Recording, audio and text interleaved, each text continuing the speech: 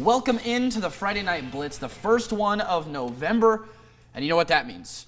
I am going to disagree with the great Jim Mora here and say, let's talk about playoffs. Thanks for being with us. I'm Cameron Derby. I have the very swaggy, is that a word? I think so. The kids Josh are saying Shelton is here with me. Josh, win or go home, man. That's right. Playoff football, it's at the best time because it's when the urgency to win has bubbled over. It doesn't get any more urgent than if you lose today, your season is finished. Thanks to a South Medford win over North last week, both are on the road for the first round of the playoffs. 6A playoffs with a twist. We got a bird's eye view of everything. McNary hosting North Medford. Third quarter, McNary on the 8-yard line. Handoff to Jake Allen, who's running like a bull in a china shop. He's not going down at all. Shaking off tacklers left and right. Would not be denied the touchdown. Now North Medford only gets one score on the day. Black Tornado falls in the opening round, 37-7 in Kaiser. South Medford also on the road tonight. They had a tough matchup on the road. They get shut out at Summit High School, 21-0. Unlikely playoff berth for South ends with a tough loss, but they do get to remember the win over North Medford last week. The Comets up in Salem looking to advance in the playoffs. Look at that. That's a ruckus environment. That looks fun. Handoff straight up the middle. Josiah Davis, the Vikings go up 27-3. The Crater looking for the epic comeback. Wood hands off to Caden Lassiter. Momentum carries them just over the line. Filling out your playoffs bingo card, how about a safety? That's Comets Aiden Chenoweth with the big stop on the bad snap. And clap your hands together. We got a safety. Down to the wire, Crater set up on the goal line. Shane Wood throws for the touchdown, and it's picked off by Kyler Hammond. That stops the Comets' forward momentum and playoff journey. North Salem over Crater, 27-11. At 4A levels, three local teams, made it into the playoffs, maxing out the amount of qualifiers from the Skyline. All of them played throughout their regular season schedule. Yeah, playing really tough, and yet somehow only one of those teams ended up with a home game for the first round. A little puzzling, but in the OSAA ranking system, we trust, I guess. Let's go to that home game. Mazama Vikings on a title defense after winning the Spring 4A championship, playing host to North Eugene tonight in Klamath Falls. Out to an early 7-0 lead, the Vikings go to the air. Tyson Van Gastel to Aiden Kent, who hauls it in. Gets to the pylon, 14-0 Vikings. Next possession, quick pitch outside Brandon Gailey. He's got space and rockets for feet. Blast off 40 yards to the house. Mazama is off to an early 3-touchdown lead. Cold never bothered them anyway. Second quarter, handoff to Gailey, and the defense is frozen. The senior captain practically walks in the end zone, 28-0 Mazama. Later in the second, Mazama again on the doorstep, and again they go to Brandon Gailey. Slips a little, but stays on his feet. Absolute domination in the first round from Mazama. They'll travel to take on Banks next Saturday.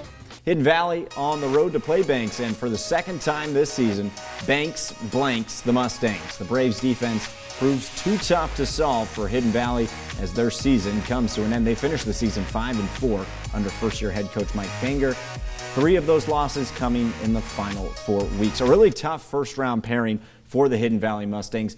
That Week 3 game had to be looming in the back of their minds. Yeah, almost a repeat of Week 3, but the Vikings are showing us that they're one of the top teams in the state. They've only gotten better each week, and they certainly showed that tonight. Yeah, from the first whistle to the final one, Mazama was in control of tonight's game against North Eugene. They will get a chance to avenge their fallen conference mates next week in the quarterfinals. As we mentioned, Saturday afternoon kickoff at Beaverton High School against Banks. 2 strong defensive teams meeting in the quarterfinals. Both of them coming off of shutouts tonight. Vikings have a good chance to play spoiler and advance to the semifinals next weekend.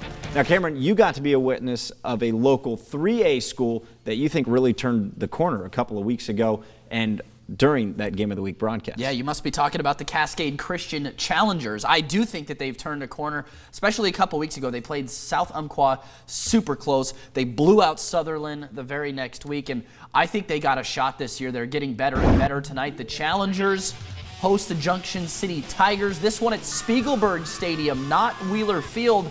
This was a wild one. Cascade Christian got up in the first quarter. Tristan Wallace around the corner, dives for the pylon. He's in.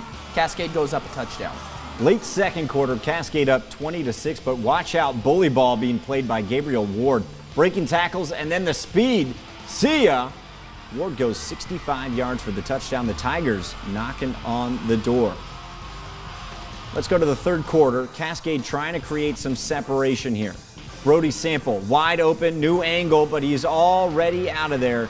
Challengers up 33-12, and the Challengers go on to get a 10-point win in the opening round. Cascade Christian advances to the second round with the win.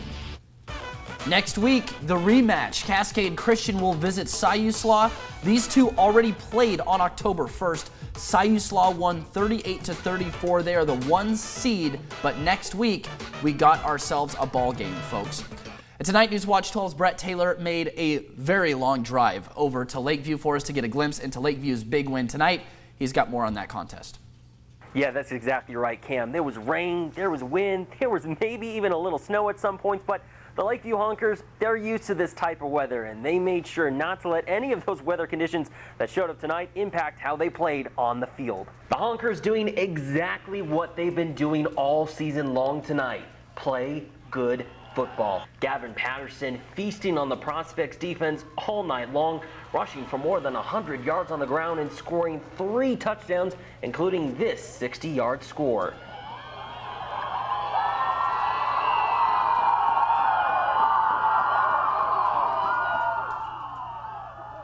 On top of that, the defense came up with several big plays, even including a pick 6, and on the special team side, coming in clutch at the last second to help make some Honker history.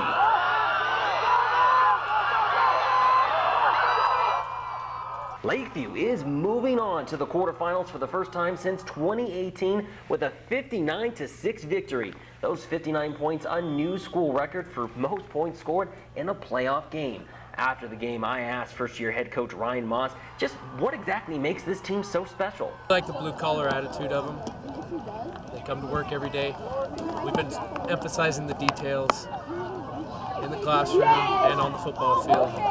If you can take care of those little things, play mistake-free, give yourself a better chance of winning. Now, during the post-game huddle, I heard Coach Moss make one thing clear to his team: don't be satisfied. This team really believes that they can make it all the way to a state championship and win a state championship, but first they're going to have to make it past the quarterfinals, where they'll either take on Oakland or Bandon next week right here in Lakeview.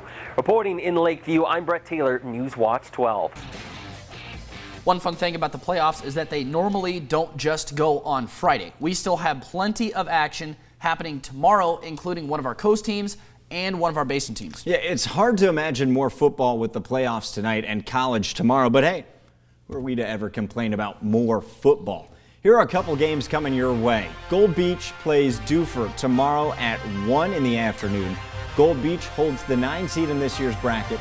The Henley Hornets get their first round action going with a visit to Tillamook. That one could be a very good game. Henley holds the 9 seed as well. And as much as I love Saturday ball, I like to live on the edge just a little bit. I want to see all these games on a Friday night. That's the high school spirit, right? Friday night football. Well, we've still got 2 more tomorrow. We just have a whole bunch of 1 o'clock games tomorrow, actually. Camas Valley will be at Lost River. We also have Bonanza going on the road to take on Crane. A 1A showcase tomorrow. Good luck to both of our local schools in those games. Winners advance to the quarterfinal. The final time we unveil a Play of the Week winner for the 2021 football season. This week was really fun because we had the rivalry games that we had to deal with, and we had teams trying to vie for the playoffs. It made the plays that much better. Yeah, the winner for this week came from one of the most anticipated annual games of the season, especially here in the Rogue Valley, the Black and Blue Bowl.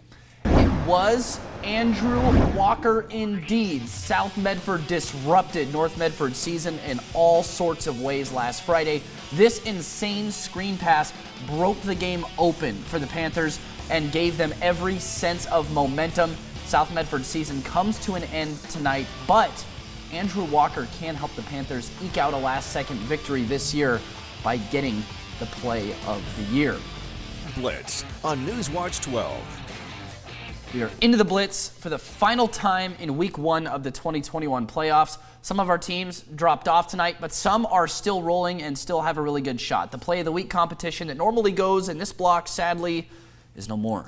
But turn those frowns upside down. It doesn't have to be all sad tonight. It marks the start of our Play of the Year competition. We've decided to have our own playoff right here at Newswatch 12. We're going to do it tournament style. There were 9 regular season weeks.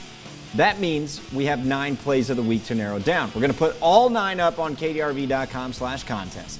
After this show, your job this week is to vote on which one you think should advance to the final round. So here's how the final round is going to work. Whichever 3 plays earn the most votes this week will move on to next week's vote. We'll have a final vote and unveil the winner on the final Friday Night Blitz of the year on November 19th. Be on the watch out because the plays and the voting will go live tonight. We'll send out a Facebook post and a tweet when the plays do go live with that vote.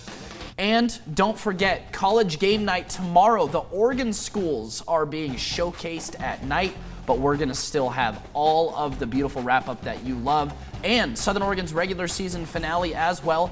It's a packed up show. Excuse me, we still got 2 more. 2 more weeks. I got a little excited there, but we do have more show going on tomorrow at 8 o'clock. Tomorrow, immediately after Oregon versus Washington on Newswatch 12. The playoffs got me all sorts of wrapped up. That's all right. That happens. Oregon and Washington tomorrow, though. Right here on Newswatch 12. And then right after that game, as you mentioned, you get to see our smiling faces again for college football game night. Thanks for joining us for the Friday Night Blitz. We'll see you next week for the Blitz and tomorrow for game night.